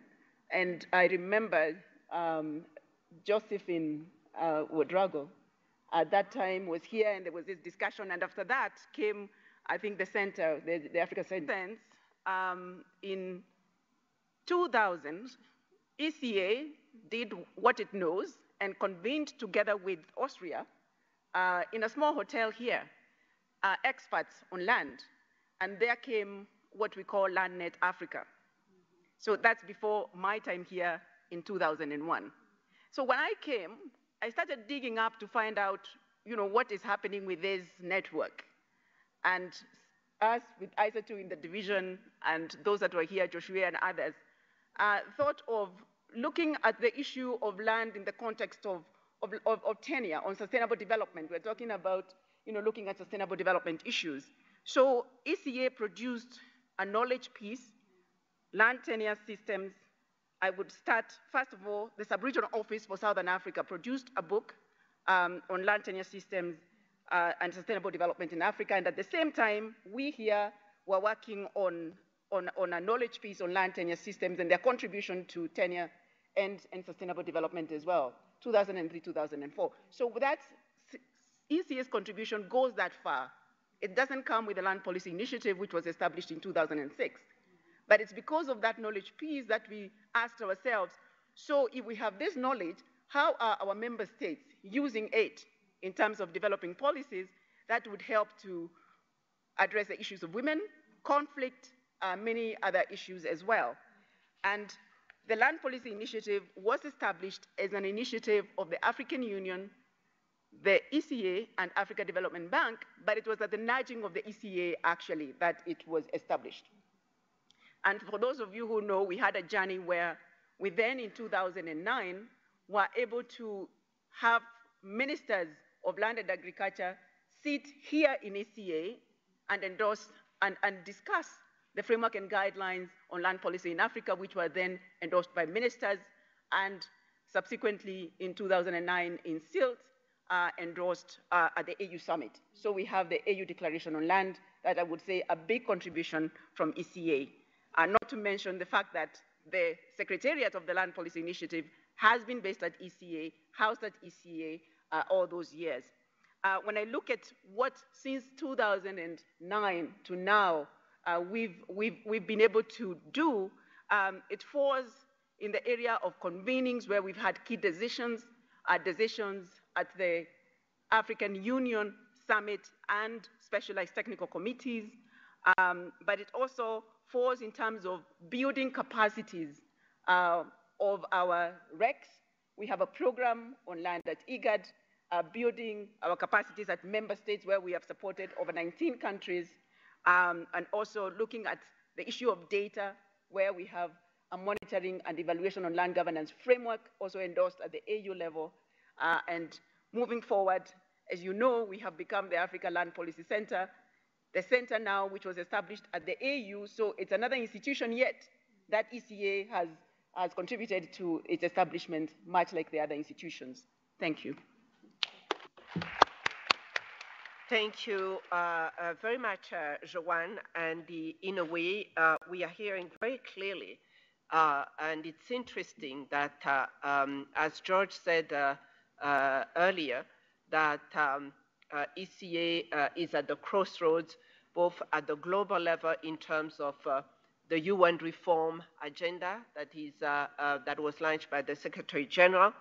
And in this reform agenda, the Secretary General has reaffirmed the three core functions of regional economic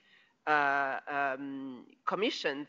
And it's interesting to see that ECA has been all along, actually starting in 1969, playing this think tank, convening, and operational functions in a very successful manner. So let me open it. And first of all, a round of applause to our discussants, because they show how focused they were in their presentations with the limited time.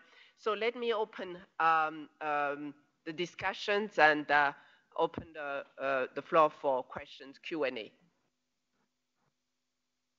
So who are in the room and who would like to add your perspectives on what you heard from our colleagues here, you are most welcome.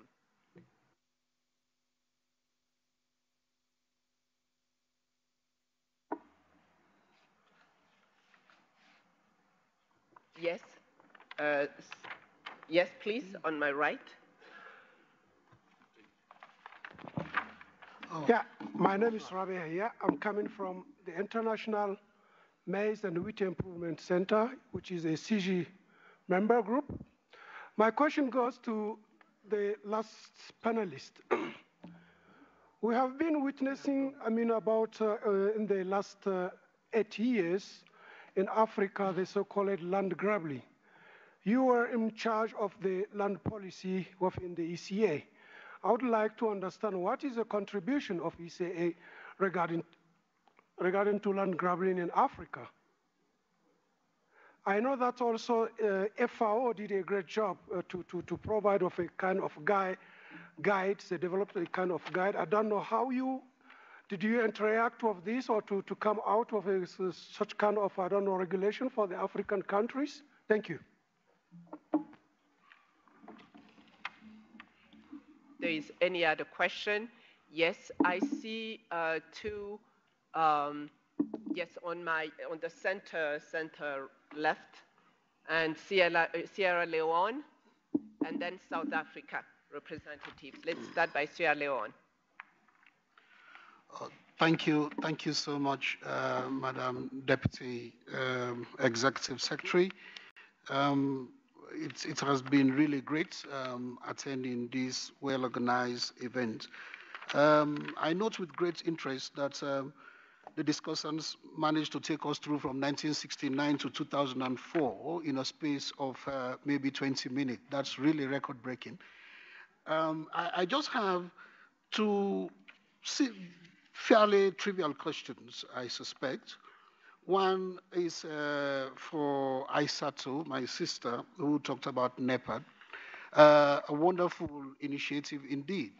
But given that APRM is one of the key entities, one of the key components for NEPAD to be a very successful entity of the ECA, and given that, as I speak, 17 out of the 55 AU states are not signatories to APRM, are not utilizing APRM, how could we really help those nations to see the value of APRM in making the work of NEPAD successful and ultimately a very successful Africa?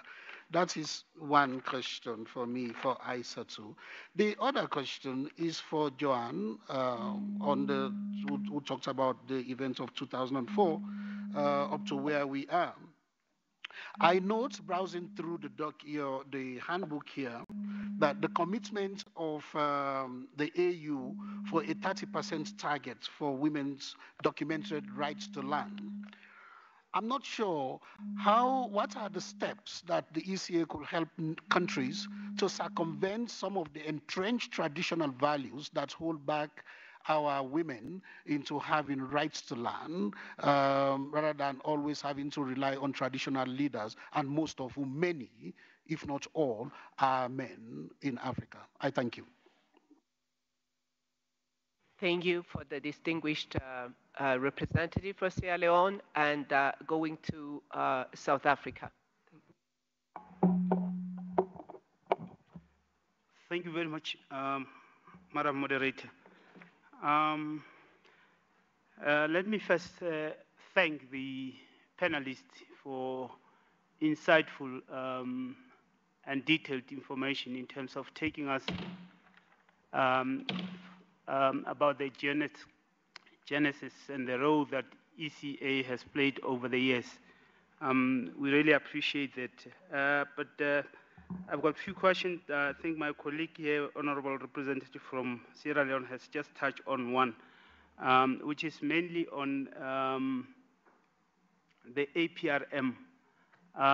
Just to add on what he said, my question is basically on the voluntary nature of the mechanism itself, where some member states are, they subscribe to the mechanism, but others are not. Of course, it's on a voluntary basis. Now, going forward from where we are, will that voluntarism of belonging to the mechanism still hold if we were to achieve our objective?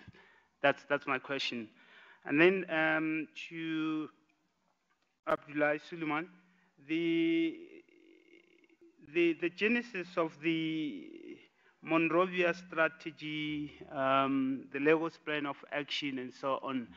I think in between there was a structural adjustment program. I just want to understand what has been the impact of that structural adjustment program vis-a-vis these programs.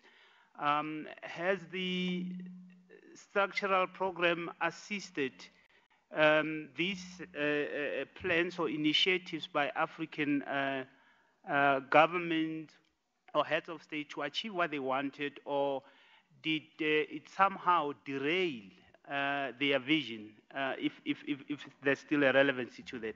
Thank you very much. Thank you very much, distinguished delegates from South Africa. So I'm going back to the panel. I don't see other hands. I see George, my colleague. He has a question, a comment. Thank you, DES. My question is sort of a follow-up or adjunct to the questions by the distinguished delegates from South Africa and Sierra Leone on NEPAD. We all know that NEPAD is a program of the African Union. But there are many initiatives that are ongoing. There's the SDGs, the Agenda 2030, there's the AU Agenda 2063. And for a long time, there has been discussion about the integration or full integration of NEPAD itself into the African Union structures. What is the current state of play here? Thank you, George. And going back to the panelists here, so I will start by my far left, Joanne, on the question on the land grabbing. Well, thank you, and thank you, panelists. That is what I would have liked to share with you, but we had no time. So this is excellent. You asked the points almost like we had had a discussion, and I told you, please ask me this. Okay. So in what you call land grabbing, the member states decided to be more positive and call it large-scale land-based investments. Sometimes we call it large-scale land-based acquisitions that can turn either into a grab or an investment. ECA, and together with the African Union and the Africa Development Bank, in launching the implementation of the AU Declaration on Land in Lilongwe, which Kitty, who is sitting here, they were actually organizing that launch while I had left and gone to Agra at the time. So during that launch, organized a panel, but even before that, in Lisbon, after all the hype on BBC and other places, decided that as a continent, we also need to sit ourselves and examine the issue of grabs and decide how we are going to turn this into investments. And so at that particular time, after that panel, in Nairobi in 2011, there was then, we endorsed the Nairobi Plan of Action, the action plan on large-scale land-based investment, where our traditional authorities, our governments, and every stakeholder came on board and said, look, we're going to have to do something about this.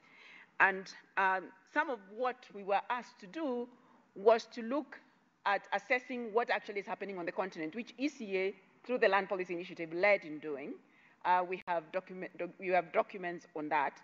And then went again to the summit and said, look, we have developed, which we did, a guideline on large-scale land-based investments on how we can indeed turn that, what you hear, the 60% of land that is on the continent that is still untapped.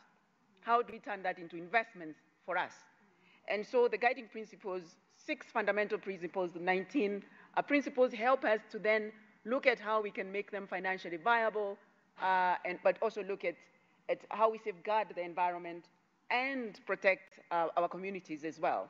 And so that's a useful document. Then after that, together with the Africa Development Bank, we've been implementing programs that support member states in terms of how you would utilize this. Most recently, we were in Malawi I think a month ago, training the ministries of lands on how you negotiate investments. We were in Guinea looking at different ways that you can tap the land that you have instead of importing so much rice. So as ECA, I think we are leading in providing the technical assistance now that is going to help us to indeed turn investments, not grabs, especially for domestic investors. So look forward to working with Summit on some of these issues. I think on the issues of women's land rights, again, thank you for asking the question so that we can talk a little bit about the 30% target. So we started by, again, looking at knowledge, which is where we go at ECA, and we asked ourselves, well, what's happening with our member states in terms of addressing the challenge that we know exists? And we wanted to look at the knowledge piece at the beginning, where we had the document on securing land rights for women and strengthening access to land. And with that, we were able to then go again to the specialized technical committee that looks at issues of agriculture, rural development, environment, and climate change issues, and present a case for a target that by 2025, member states need to move towards ensuring that of all the documented land in their countries, 30% of it is documented to women. So, of course, that means that we need to have the baselines, which is a challenge itself, because we don't have the data. And so we are working with the Center of Statistics to look at how do we actually get fast the data that is there. And we are also working with the custodians of the SDG 5, which is FAO, and with the custodian of another SDG that looks at the issue of land, which is the World Bank and UN Habitat, to look at how we collect this data to make sure that we are tracking this particular target. But in way of supporting countries, again, it's looking at how we can review our legislative frameworks, but also work with traditional authorities like you've mentioned. So we, working together with the African Development Bank, facilitated the establishment of the Forum for African Traditional Authorities. So those who were here last year at the conference, you saw almost 40 chiefs here because they are a good partner for us in looking at this. We had an ADF here, which looked at traditional governance. That gave us the motivation to ask ourselves, what is the role of traditional authorities? They're the ones giving away the land. They're the ones who can provide access to land for women. So that is a platform that we are using to bridge that gap between the knowledge, the decisions, commitments, and practice in effect. I think I stop here. I think you did give a comprehensive response. Let's go to Aissatou, especially in relation to the questions on NEPAD and APRM. Thank you. Thank you very much, DS. And thank you very much to those of you who posed this very important question about, I think it's very pertinent on APRM. But I only wish that my colleagues Hodan and Melaku were here to add to whatever I would have to say. Where's Hodan? Melaku is there. Oh, Melaku, you're here. Melaku, come close. That's Stephen. If I may, I had asked also colleagues who worked longer than you on these initiatives to come in and give their perspective. Okay, all right. So in view of that, I would like to probably hand over to Melaku to start responding to the question. If I have anything to add, I will do so. Thank you very much. Very good. To you, Melaku. Okay, thank you for that opportunity. And I think the question that was raised about the APRM is very pertinent. As the colleagues in the room will know, there was a decision recently to ensure that the APRM is more closely integrated into the AU systems and processes on the basis of the new statute. The budget of the APRM was made part of the AU regular budget just recently.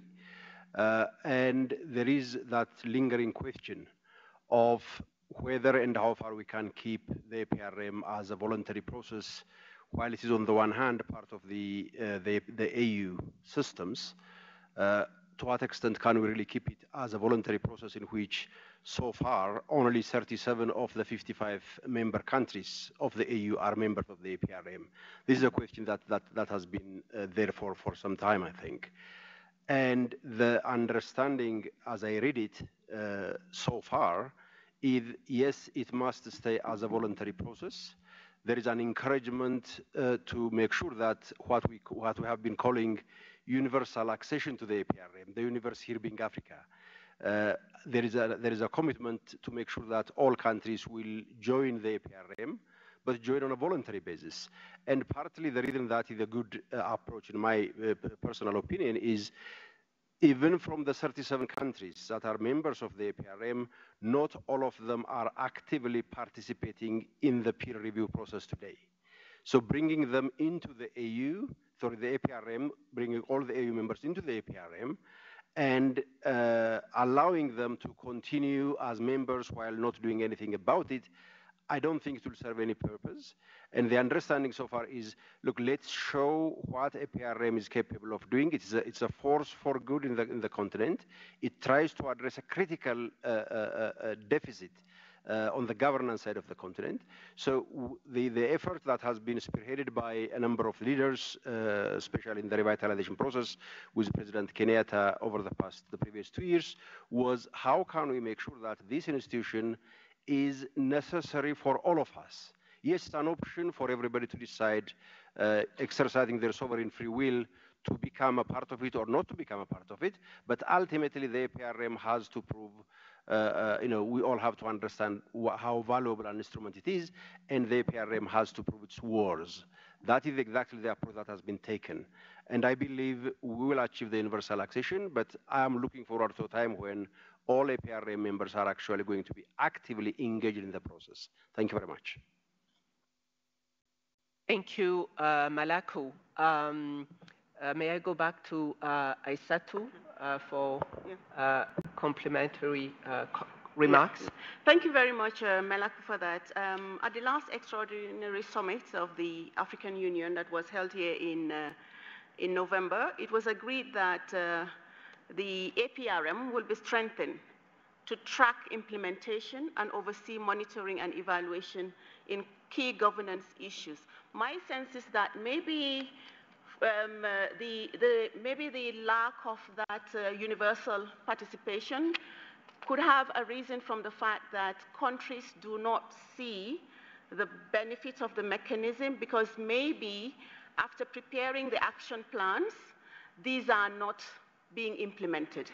But I do not really, but maybe once the action plans are implemented and countries start seeing concrete results and showcasing these results, that would encourage others to be part of the mechanism. In addition to that, the mechanism, I think that the voluntary nature of the mechanism should be maintained, because it's being seen all over the world as successful, in the sense that it is bringing people together, engaging people in the development process, engaging them, getting them involved, talking about it, reaching consensus on key governance indicators. I think in that sense, it is successful and it's really appreciated. Even at the level of New York, when there were discussions on a peer review mechanism for Agenda 2030. The APRM in Africa was identified as a mechanism that could be used for that. So I think that given that, if that comes to fruition together with Agenda 2063, and these are development initiatives that almost all countries have subscribed to, if the APRM provides a platform for peer review and learning on these two key global and continental development agendas, that would kind of motivate people to come in. So I think that let's leave it at a voluntary mechanism, but find ways and means of making it attractive to countries. That said, on NEPAD, thank you very much, George. I would like to echo Joanne in saying that I think I needed that question because I totally omitted the RCM.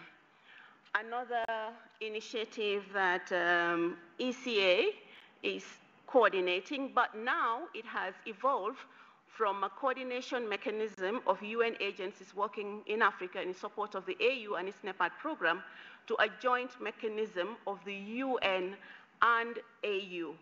And the mechanism now has 4 sub-regional mechanisms that is supporting it, going down to the REC level, and ensuring that the priority development agendas of regional economic communities are taken on board in terms of the implementation of Agenda 2063 and Agenda 2030. So with regard to NEPAD being integrated into the structures of the AU, at the same extraordinary summit, it was agreed that NEPAD would be transformed to an African Union Development Agency, like the UNDP of AU, if you like, and that it will serve as the continent's technical interface with all Africa's stakeholders. So